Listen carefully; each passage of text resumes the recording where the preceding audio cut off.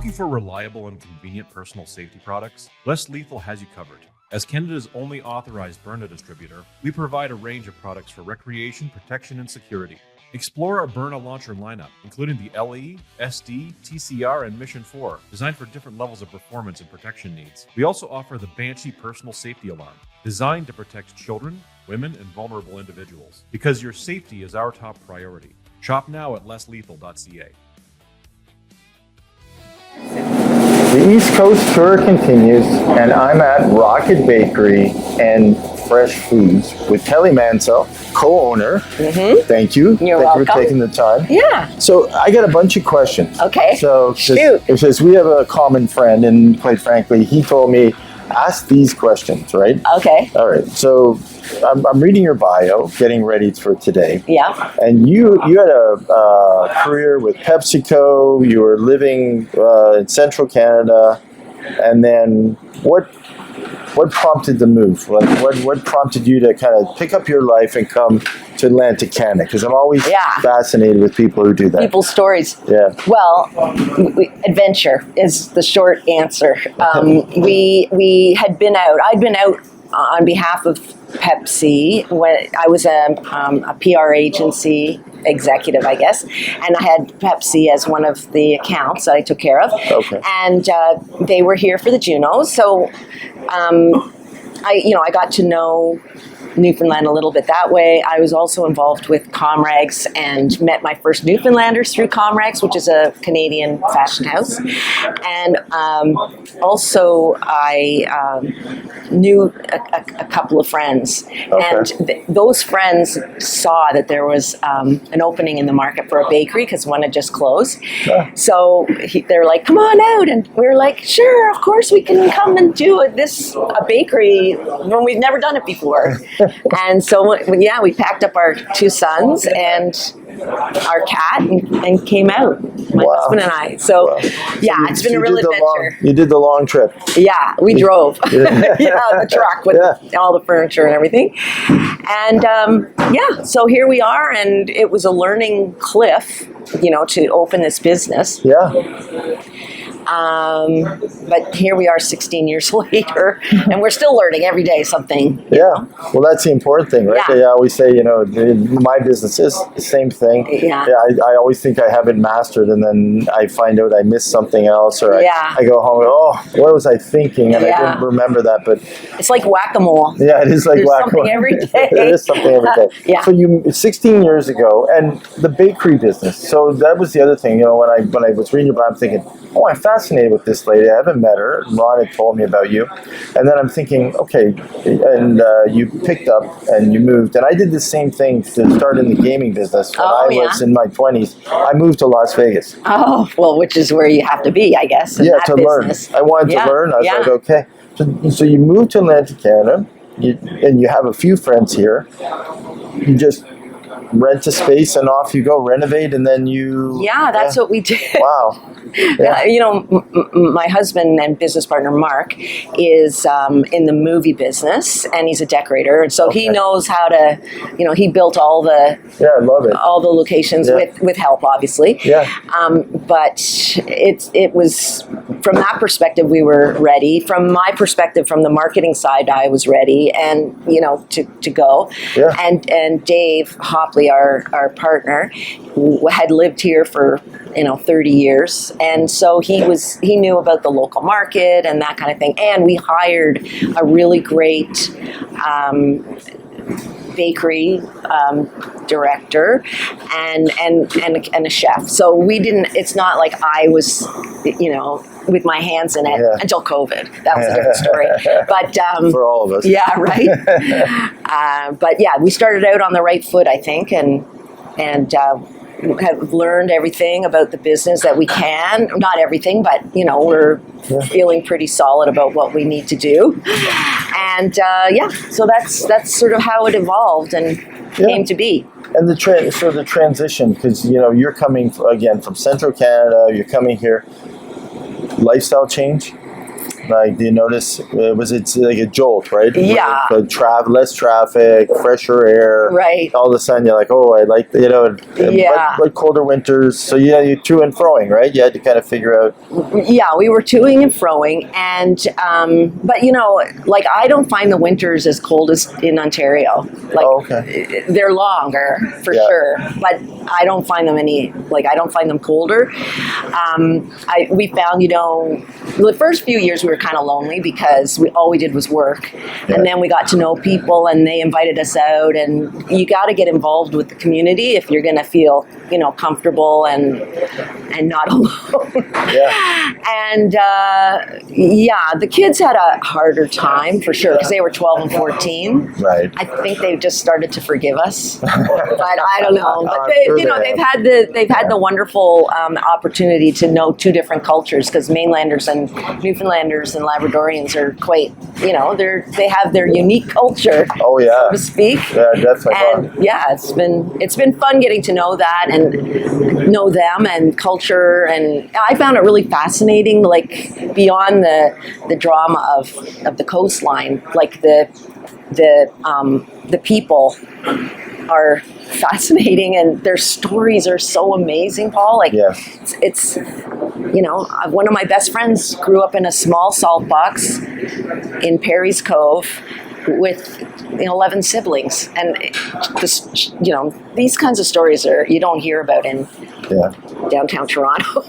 Well, even I was telling you this morning, so we went and did the trail, Lookout Trail, and went all around the Signal Hill. Oh yeah. And it's interesting because as we're going, and you're kind of looking at all the small little homes on the side of the rocks battery. And the battery. Yeah. You're thinking, wow, that's pretty cool. And the stories that must have come out of there, exactly.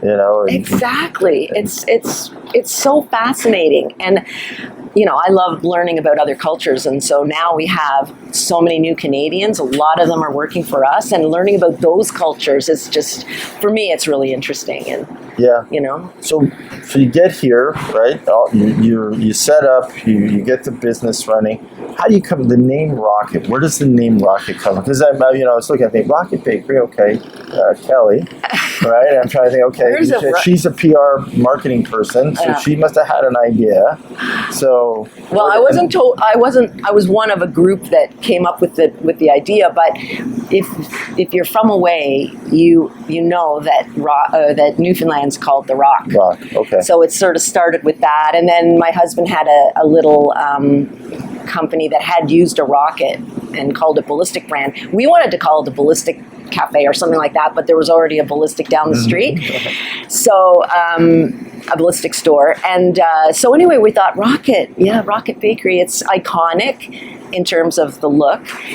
We grew up in a time of, cartoons and comic books, and so we thought it looked kind of comic-y, and it really reflected what we felt about the business was that, we didn't want to take ourselves too seriously. We wanted people to have fun. Yeah. And so it sort of worked for us. Although I did have people going, what kind of name is Rocket for a bakery? But, just like naming a child, they become that name. And I love the brand. I should. Thank you.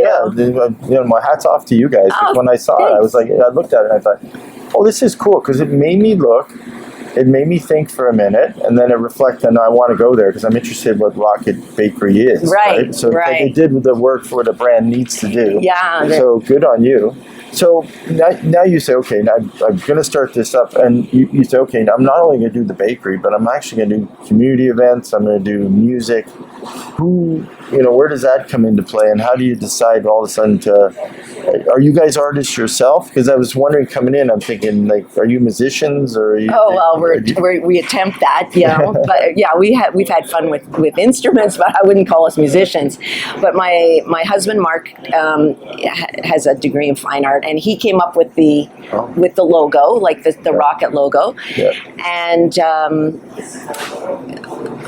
Sorry, I lost my train of thought. No, just basically the the musicians and community. the community events.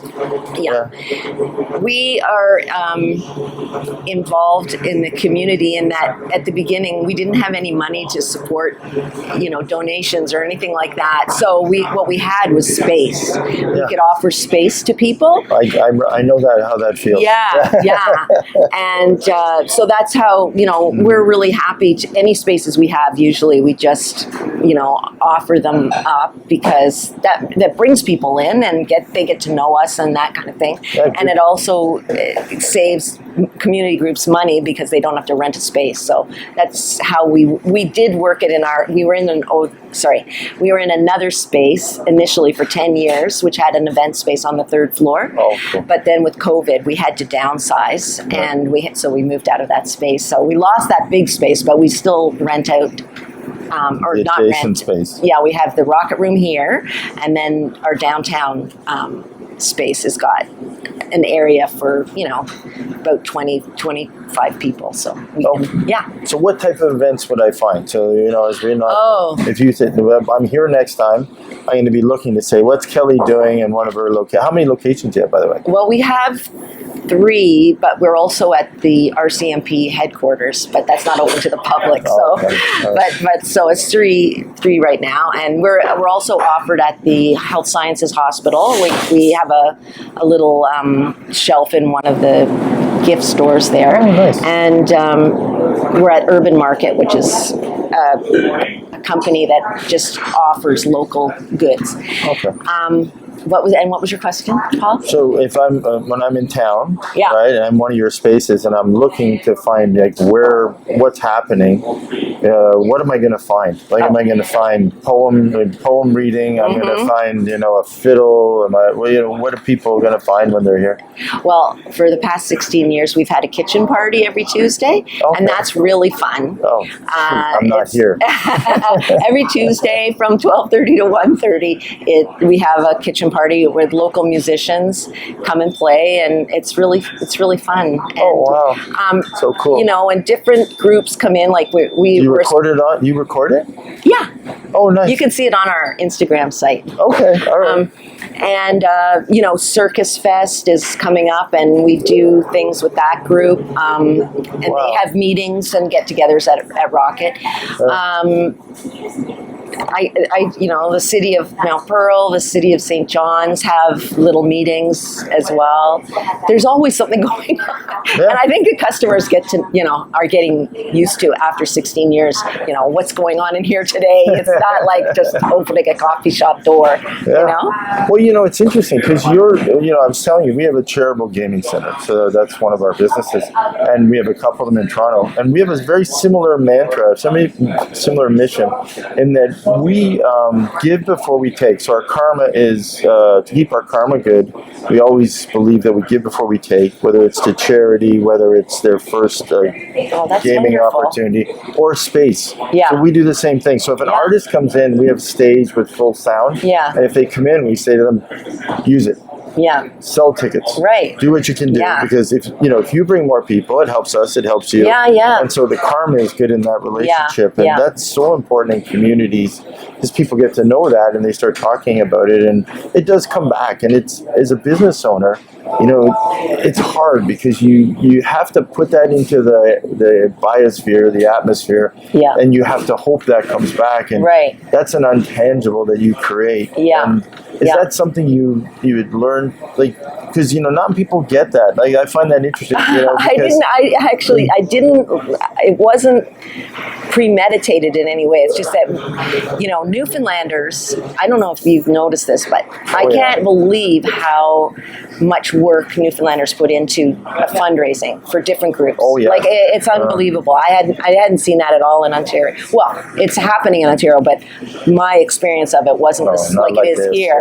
Yeah. So I just could not, and I'm still in that situation where I get requests every day for help, and it just became something like I can't give you any money, but I can give you a space, and that's how it evolved, really. But that is your capital, and really, because you're covering the space Yeah. for them to do Yeah. it. And Yeah. that's a big part of the cost for them. And I Right. look at it the same way, right? Yeah. That's the way I look at it for them. If I can help you get your event off the ground, you hustle to get the tickets sold, to Right. figure out your venue, Yeah. I'm more than happy. Yeah. I yeah. love your kitchen party idea, by the way. Sorry, you You're hit that missing idea. it. Yeah. No, but I actually there's a podcast.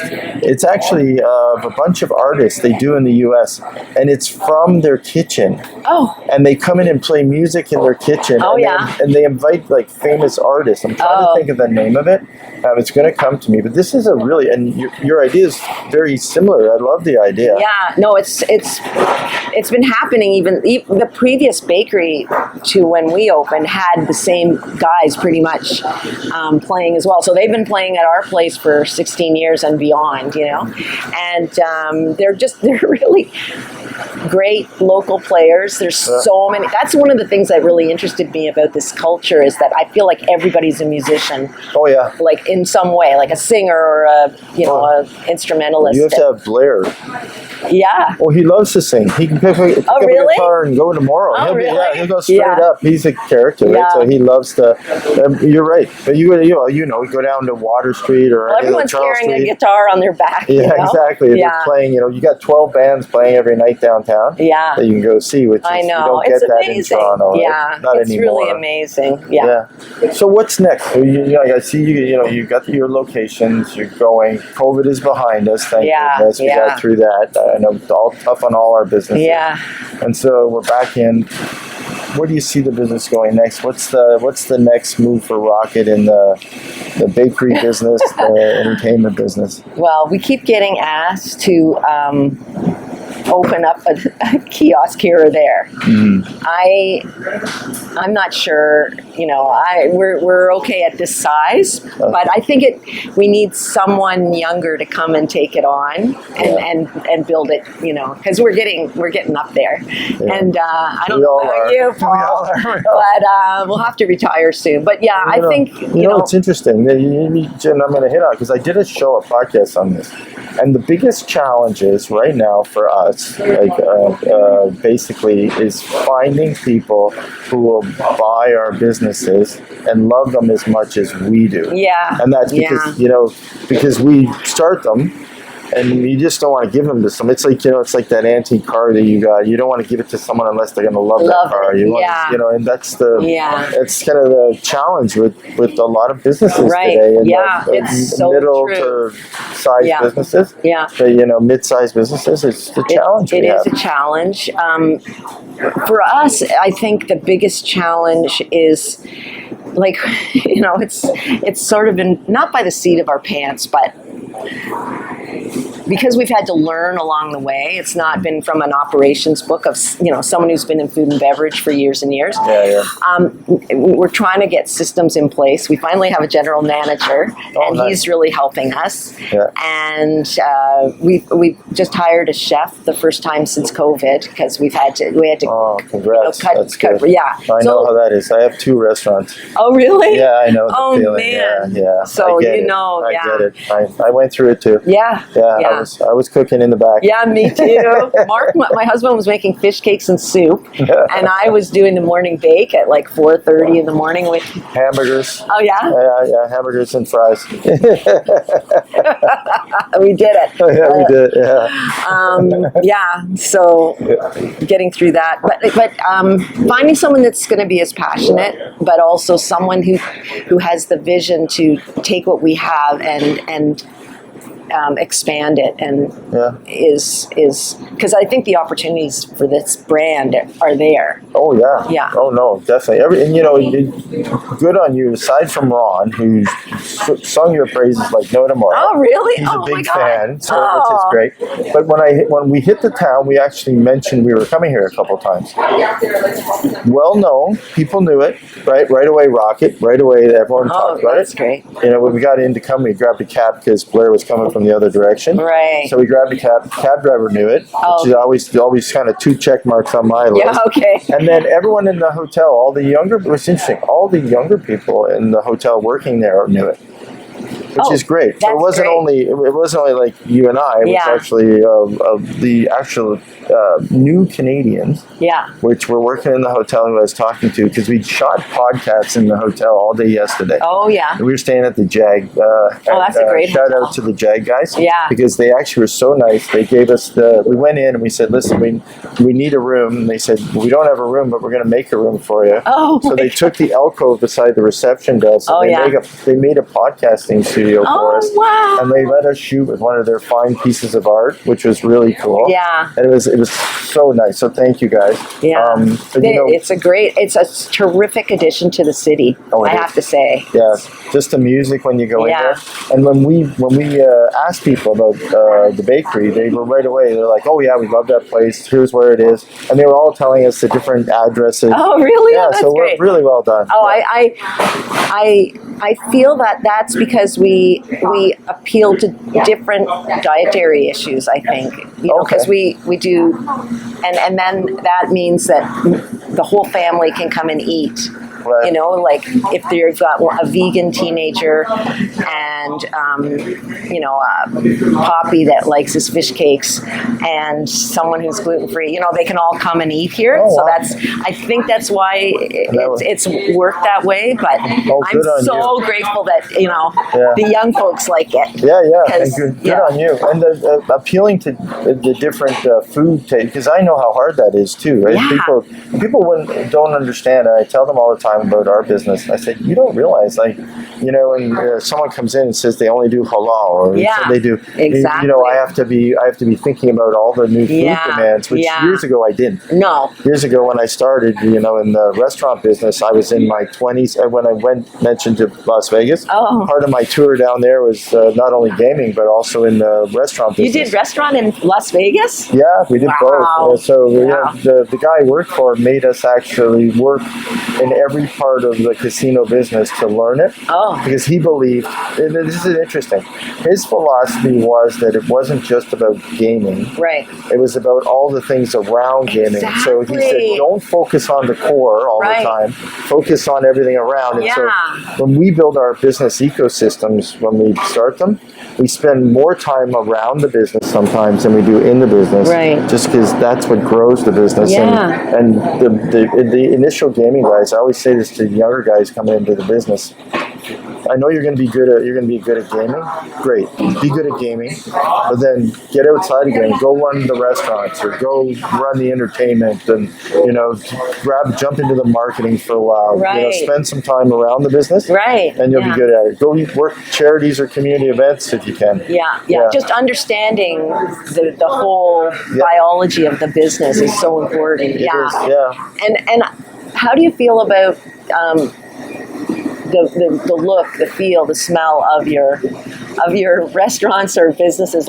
Do you find that that's important too? Oh, I love it. So we did comfort food. So what we do is comfort foods from around the world. So every season I get to create a new menu of comfort foods that are catered to my clientele from around the world. Oh, cool. Because as we become more ethically diverse in Ontario, I was looking and I think, okay, that menu is not going to work anymore. So now I have to cater that menu. And so I take a comfort food from different parts of the world or two, and I put them on the menu for the season. And then I see how people react. They like them, they don't like them. Right. And I get to tweak them a little. Yeah. Yeah, which is neat for me. And I enjoy it. And I'm a foodie anyway. So, yeah. Well, it's so funny you should say that, because we have a lot of new Canadians that work for us, and our store manager Hoja, every lunch he brings his own lunch, and his wife makes it, and he's always sharing it with me, and so I've been eating lamb, which I haven't eaten in years, and all kinds of different things, and learning about in his case, the Persian culture, and it's really interesting to me. I love our new Canadians. Oh yeah. I love them. Oh, well, Shara, my wife's from Nepal. Oh, and so quite frankly, we're doing the same thing. We're constantly trying new cuisine, because she definitely cooks different. Me being Italian, right. So there's two different cultures to cooking different foods, and it's always makes for a more, number one, our diet is way better now. Yeah. So because I got to learn their diet, and their diet was way healthier than our diet. Right. And there's not as many diabetics in Nepal. Is it as fun, though, Paul? Is it as fun? Oh, as Italian food? Yeah. Well, it is, but it's it's healthier, so, which is good. But, yeah. Yeah. Oh, that's cool. So That's good. So, I really appreciate, you taking the time. Sure. Thank you, Kelly. And You're welcome. I see everything. Do you want to talk a little bit about what I'm seeing over? Because, we're going to take some shots going out. But if you had to pick, what your specialty is, like what the top number one seller. Oh, our top number one seller. Well, it's the Rocket Roast Chicken Sandwich because we roast our own chicken. So that's really, but also our fish cakes. Our fish cakes are really popular. We've sold like over 450,000 of them. Wow. And what we do here is we take a traditional food and tweak it a bit, as you did, and make it not palatable, but make it what's the word I'm looking for? People that are gluten-free, for example, can eat our fish cakes because we don't fry them. We bake them. And so you don't need to add flour to them. So that opens a really wide range of people that can eat our fish cakes. And they're really popular. And we try to, what else have we done? We've had Moroccan red lentil soup because we have folks from Casablanca working here. And it was really funny, Paul, when we first opened, or when we first offered it, it said Moroccan red lentil, and the Moroccans were trying it, and they were like, Kelly, this isn't Moroccan red lentil. We're going to tell you what the spices are. So now it's like an authentic. Good. So. Well, thank you, Kelly. And You're welcome. I'm gonna actually pick some up. I'm actually gonna be eating with Blair's family later, so I'm gonna take some. Great. Yeah. Great. So Well, it was nice to meet you. Nice to meet you. Yeah. All the Ci best. vediamo. Oh, thank you.